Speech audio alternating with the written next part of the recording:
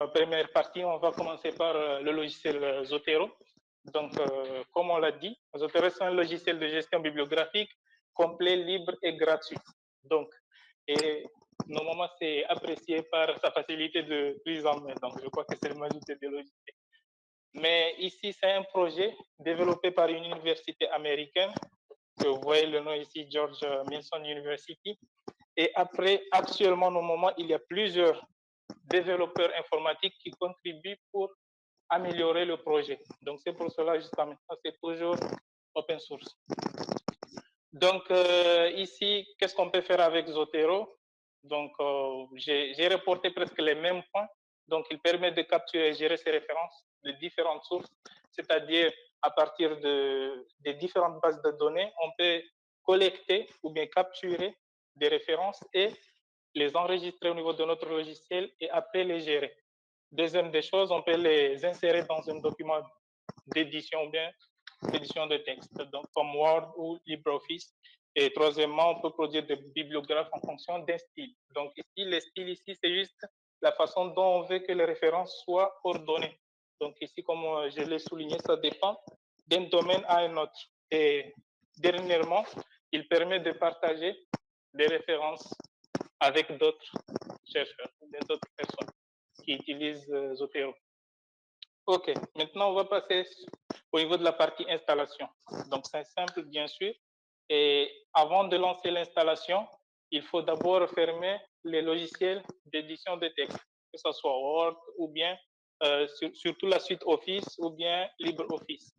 Donc, pour télécharger Zotero, il suffit de se rendre sur le site zotero.org et vous avez normalement deux logiciels ou bien deux composants à installer. Il y a le logiciel proprement dit qu'on va installer en local. Et ici, comme vous pouvez le voir, il y a une version Windows, macOS et Linux. Et après avoir installé ça, il y a ce qu'on appelle le connecteur, ou bien le connecteur normalement. Donc ici, c'est juste le module qui permet la liaison entre le navigateur et le logiciel. Donc ici, à partir de ce module, on peut capturer une référence et l'envoyer sur le logiciel. Et après, on peut prendre du logiciel pour citer une référence dans un document. Donc, après cela, donc, pour voir que le logiciel est bien installé, donc après, à la fin de l'installation, ici, bon, pour l'installation, il faut juste choisir les configurations standards, appuyer suivant, bien next jusqu'à la fin. Et après, une fois que vous avez fini l'installation, pour vérifier que le logiciel est bien installé, il suffit d'ouvrir Word et vous allez voir. Donc ici, avant, il n'y avait pas un onglet Zotero, mais après l'installation, il y a l'onglet Zotero. Donc ici, c'est juste pour confirmer. Et si vous lancez le logiciel, vous aurez une interface de la sorte dont on va essayer de manipuler ça directement comme ça pour vous donner une idée. Utiliser Zotero, il suffit juste de chercher au niveau de la barre de recherche Zotero et vous lancez le logiciel. Après, on attend juste quelques secondes. OK. Donc ici, une fois qu'on a lancé le logiciel, donc ici, bon, on utilise une version avec une version qui n'a pas de données, bien sûr. Donc ici, comme vous pouvez le voir, il y a trois zones. Il y a une zone qui permet de voir les différents dossiers ou bien les différentes catégories du logiciel et aussi une zone qui permet de visualiser les références qui sont au niveau d'un dossier ou bien qui sont au niveau de la bibliothèque et aussi une zone réservée qui permet en fait de donner des informations par rapport à une référence. Donc, on va essayer de faire une manipulation pour voir déjà comment on va prendre une référence à partir du navigateur vers le logiciel. Mais avant toute chose, je voulais juste vous présenter rapidement les fonctionnalités offertes. Donc ici, on a normalement 5 onglets ici. Il y a l'onglet fichier. Donc à partir d'ici, vous pouvez ajouter un nouveau dossier, vous pouvez ajouter un nouveau document, ainsi de suite. Et aussi, il y a la partie édition. Donc ici, c'est juste pour les configurations et tout, et puis pour faire du copier-coller, bien sûr. Mais pour toute configuration du logiciel, il suffit de se rendre sur la partie préférences. Donc ici, vous avez toutes les configurations du logiciel. Donc ici, que ce soit normalement quelques paramètres ou bien quelques fonctionnalités qu'on doit activer pour faciliter la communication de nos références avec les PDF et tout, mais avec la nouvelle version actuelle, ils activent par défaut toutes les fonctionnalités qui vont permettre de faire la gestion. Maintenant, il y a la partie synchronisation. Donc ici, comme on a dit, parmi les fonctionnalités qu'un logiciel de gestion de références bibliographiques doit offrir, c'est de partager, c'est-à-dire sauvegarder et partager ces références en ligne. Donc ici, par exemple, si vous venez au niveau de la partie synchronisation, il nous demande un nom d'utilisateur et un mot de passe. Donc ici, on doit avoir un compte au niveau du site officiel. Donc ici, c'est simple. Pour avoir déjà un compte, il suffit juste de saisir Zotero. Et après, vous pouvez aller dans la partie registre pour vous enregistrer en fait. Mais ici, bon, si je pars directement sur le site officiel zotero.org, vous avez ici la partie login normalement pour se connecter. Mais si par exemple, je n'ai pas encore de compte, je peux par exemple ici créer un autre compte en choisissant l'option Register for a free account. Donc, c'est-à-dire s'enregistrer avec un compte gratuit. Donc, si je clique dessus, vous allez renseigner juste le nom qui sera utilisé comme nom d'utilisateur, l'email, confirmer l'adresse email, donner un mot de passe, ainsi de suite. Donc, une fois que vous allez finir, vous allez cliquer sur Register. Donc, une fois que vous avez créé votre compte, par exemple, moi j'ai déjà un compte, donc je vais essayer de me connecter rapidement pour vous donner une idée. Ici, par exemple, vous voyez ici, j'ai installé le logiciel, mais il n'y a aucune information. Donc ici, puisque j'ai déjà un compte en ligne et que j'avais déjà créé des dossiers avec des références déjà que j'avais collectées, je peux faire la synchronisation en local pour importer mes données. Donc ici, par exemple, c'est simple. Donc il suffit juste qu'on renseigne en fait le nom d'utilisateur ici. Par exemple, bon, pour mon cas, j'ai oublié le nom d'utilisateur, mais bon, je vais utiliser l'email.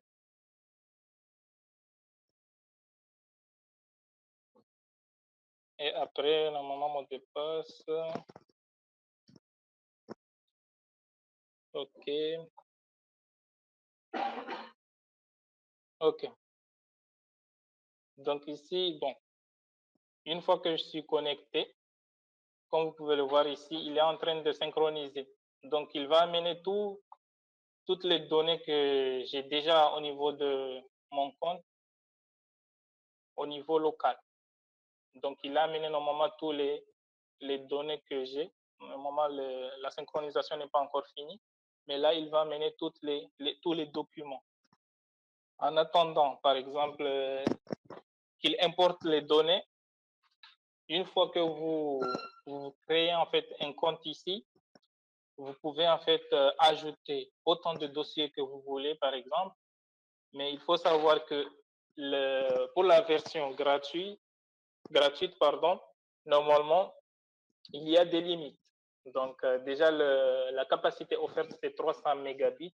Donc, je viens de voir ça. Et aussi, pour moi, bon, je veux souligner juste qu'à partir d'ici, on peut créer aussi des groupes de travail. Par exemple, là, j'avais créé un petit groupe où je peux collaborer avec d'autres personnes, bien sûr. Mais bon, ici, on ne peut pas tout montrer ici parce que bon, ça va nécessiter au moins 8 heures de temps, par exemple. Mais on vous donne juste les fonctionnalités de base que vous devriez connaître. Moi, par exemple, actuellement, je n'utilise pas la version en ligne pour des raisons de sécurité, bien sûr. Mais bon, c'est juste à titre d'information que toutes les fonctionnalités normalement qu'un logiciel de gestion de références bibliographiques doit avoir, Zotero a ça. Donc ici, pour vous montrer le cas d'utilisation le plus utilisé. Donc, une fois que vous avez installé Zotero en local et aussi le connecteur, donc ici, je vous ai dit que si par exemple, vous voulez installer Zotero, vous avez deux composants à installer. Il y a le logiciel lui-même et le connecteur. Donc, ce connecteur, c'est une extension en fait qui sera intégrée au niveau du navigateur. Donc, une fois que vous l'avez installé, moi par exemple, je l'ai ici. Donc, il est déjà intégré ici. Donc, si je me rends dans n'importe quelle base de données ou bien dans n'importe quel site qui gère des références bibliographiques, je peux importer. Donc, je vais prendre l'exemple de Google Scholar, qui est le moteur de recherche dédié au domaine éducatif. Donc, si je me rends ici et que je tape, par exemple, IoT, et je me dis, voilà, je vais essayer de prendre 10 références ici. Donc, c'est simple. Il suffit juste que je clique sur l'extension.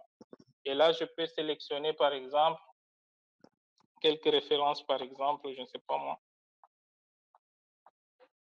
Et après, une fois terminé, il va me donner la possibilité de choisir dans quel dossier, par exemple, je vais les enregistrer.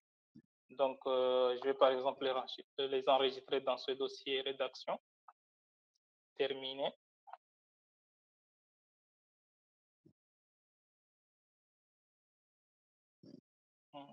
OK. Donc ici, normalement, ils sont en train d'amener les références parce qu'en même temps, le logiciel est en train de faire la synchronisation.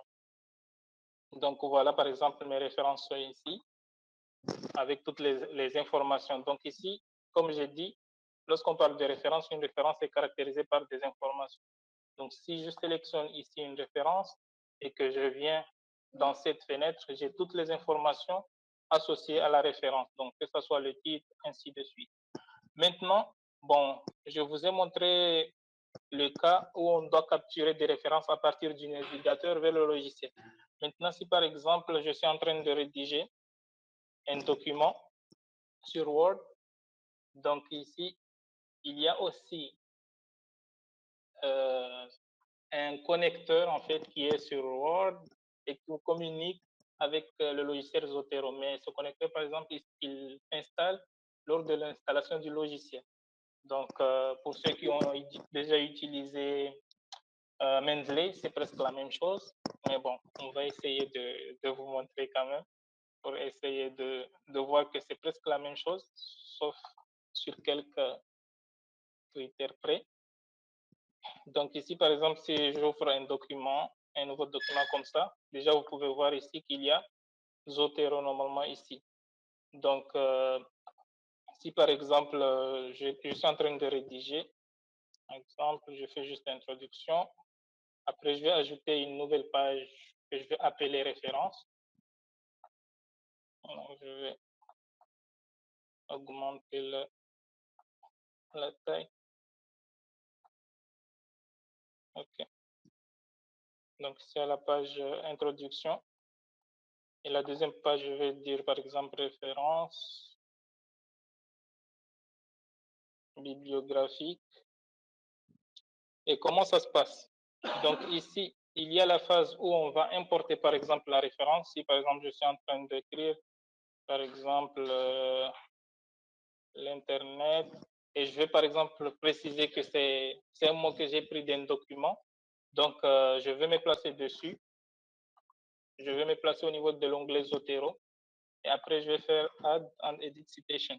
Donc il me donne une fenêtre. Donc cette fenêtre va me permettre en fait de choisir quel style je vais adopter pour mon document. Si c'est juste des numéros par exemple et qu'au niveau de la page bibliographique je veux avoir par exemple 1 et les informations de la référence, donc je vais choisir le style I3E. Donc pour les autres styles, je vais vous montrer rapidement, mais je vais juste d'abord terminer la manipulation ici pour voir comment on va importer par exemple une référence. Donc, je suis allé un peu vite, mais lorsqu'on clique sur Add and Citation, and Edit Citation, normalement, on a une barre de recherche qui peut vous permettre de saisir par exemple le titre du document. Mais au cas où vous ne connaissez pas, par exemple, le titre du document, vous pouvez cliquer ici sur le logo du logiciel et vous allez choisir l'option vue classique.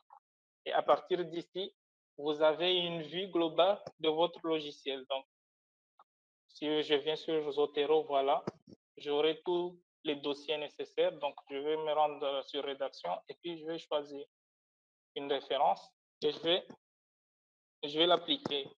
Donc, si on regarde très bien, il a ajouté le numéro, mais dans la partie référence bibliographique, il n'a rien ajouté. Donc, c'est normal parce qu'on n'a pas encore initié la saisie des références bibliographiques. Donc, pour initier ça, on doit se rendre sur la page référence bibliographique, aller à la ligne et puis venir sur l'onglet Zotero et choisir cette fois-ci Add and Edit Bibliography. Normalement, si je clique dessus, il amène directement les informations. Donc, et c'est pas à chaque fois que vous allez faire ça, bien sûr. Donc, si je suppose que je vais ajouter une deuxième référence ici, donc je vais faire la même chose, Add and Edit Citation, et puis je peux choisir une autre référence. Il a ajouté deux, et automatiquement en bas, il ajoute les informations. Donc ici, pour la première référence, on le fait manuellement, mais après, à chaque fois, il va enregistrer ça automatiquement. OK, donc on va laisser les questions après pour ceux qui veulent savoir un peu plus. Mais ici, ce que je voulais vous montrer déjà, c'est par rapport au style. Donc, si je viens toujours sur Préférences, et là, si je pars sur l'onglet Citer, j'ai tous les styles en fait dont Zotero propose. Donc, si je viens ici sur Obtenir d'autres styles, il vous donne une fenêtre dont par rapport à votre discipline, vous pouvez choisir et vous pouvez avoir une idée de comment se fait la citation ou bien les styles utilisés dans votre domaine. Donc ici, par exemple, il y a biologie, botanique, chimie, par exemple, communication, ingénierie, en tout cas plusieurs disciplines. Mais bon, si je prends le cas, je crois, des sciences sociales, d'habitude, eux, ils utilisent le style, par exemple, que là où ils veulent citer, ils veulent préciser que telle expression, ou bien telle phrase, ou bien telle idée est prise d'une référence, ils précisent par exemple le nom et la date. Donc, je peux cliquer sur Author and Date, et là, il me donne tous les journaux même qui proposent, parce que chaque journal ou bien chaque conférence propose un style de référence. Donc, ici, il me donne une idée de comment vont se faire les citations et tout, et comment va apparaître la bibliographie par défaut. Donc, je crois que c'est un peu bon, mais ici, bon, pour garder aussi le logiciel à jour, il faut rendre dans la partie avancée ici et mettre à jour régulièrement le logiciel. Parce que ici, chaque mise à jour, il y a des fonctionnalités ajoutées. Juste pour vous donner une idée, avant, normalement, pour visualiser le document PDF d'une référence, on devrait ouvrir avec un autre logiciel. Mais maintenant, ils ont intégré ça. Ça fait, je crois, presque 3 mois. Donc, c'est pour cela qu'il faut mettre à jour régulièrement pour des raisons de sécurité et aussi pour les nouvelles fonctionnalités. Donc, pour ne pas trop surcharger la présentation, donc je vais m'arrêter là